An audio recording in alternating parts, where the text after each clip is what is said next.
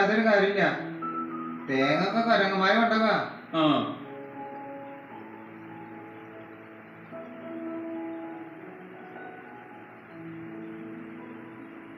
എല്ലാവരും പോന്നോളാം. ഇപ്പൊ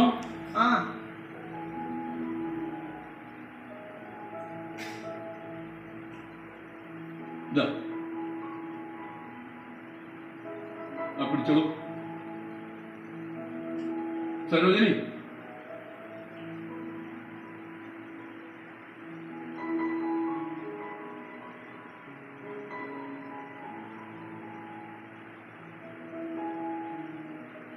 ചോറ് മേശപ്പുറത്ത് വെച്ചിട്ടുണ്ട്, ഞാൻ ഇറങ്ങട്ടെ.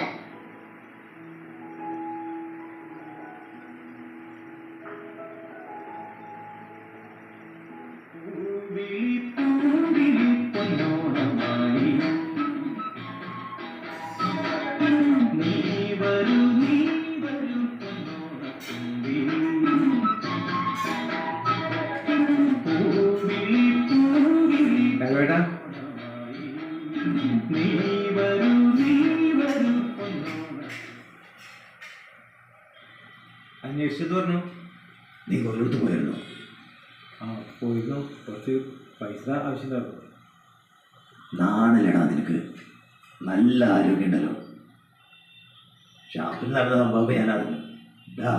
ഈ കൂലിത്തല്ലും വഴക്കൊക്കെ നിർത്തിയിട്ട് ഇനിയെങ്കിലും ആ കുട്ടികളെയും പെണ്ണിനെയും മര്യാദക്ക് നോക്കി ജീവിച്ചോളാം. ഇപ്പം ഞാൻ പണ്ടത്തെ പോലെ കൂലിതലൊന്നും പോണില്ല. പണ്ടെങ്ങാനും ഉണ്ടായ ഒരു സംഭവത്തിന്റെ പ്രതികാരം കിട്ടിയതാ.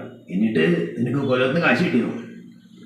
ഇല്ല, ഭാര്യ കമ്മലൂരി തന്നിട്ടുണ്ട് പണം വെക്കാൻ വേണ്ടിട്ടേ. ആ പെണ്ണ് നാട്ടുകാർ തുണി ഇരുമ്പി പാത്രം കഴിക്കണ്ടാക്കിയതാ.